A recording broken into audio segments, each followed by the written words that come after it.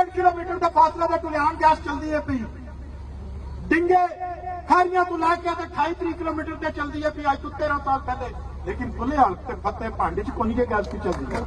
वो नुमाइंदा चुनने की कोशिश की है जिन्हें थाने की सियासत तो बाहर नहीं आ सके, जिन्होंने अपने थानिया जरिया मुआश बनाया है।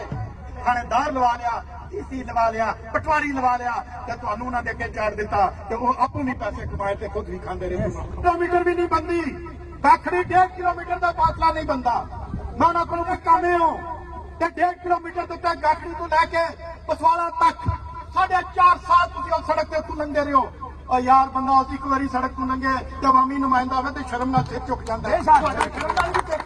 खुशखबरी देना चाहना वा तमाम यूनियन काउंसिल जड़ियां ने 70 के नाल तलक रखदियां ने, अलहमदुलिल्लाह तुसीं तमाम नौजवान देखोगे कि हर यूनियन काउंसिल दे हर पिंड दे विच इंशाअल्लाह कमरमान कारा गलियां बनानियां शुरू क्यों अब तुसीं चिर करदे की रहे हो।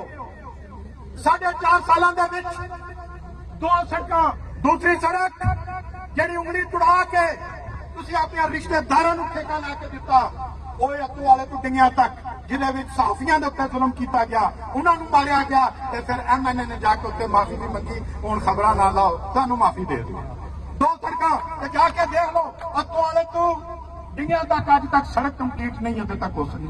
यार 500 फुट पाइप भी गिरे पे होगे तो खुदा की कसम से मुखालफ होकर तो सलाम पेश मुखालफ चंगा काम करे तो भी ठोक के साथ दो, क्यों कि तुहाडी सही नुमाइंदगी कर रहा है।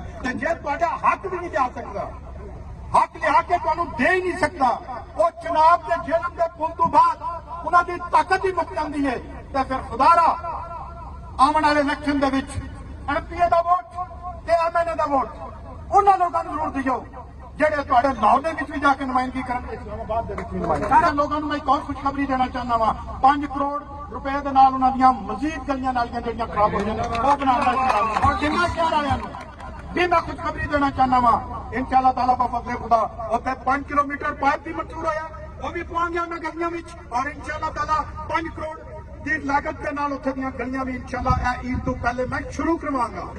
इतला देना पेशगी मुबारकबाद देना वा इंशाअल्लाह तुसीं MPA दी भी सीट जीते हो,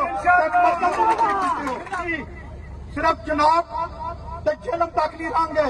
जिकन कमर जमान कायरा इस टाइम पाकिस्तान दे वजारतां दी नुमाइंदगी विच बैठ के करता है, वज़ीर आज़म दी अखां च अखां पा के गल करता है, फिर किसी की अखां च अखां पा के गल करता है। इंशाअल्लाह अल्लाह ताला ने अगर तुसां मेरे ते भी मेहरबानी की तो इंशाअल्लाह तुहाडी नुमाइंदगी लाहौर बैठ के भी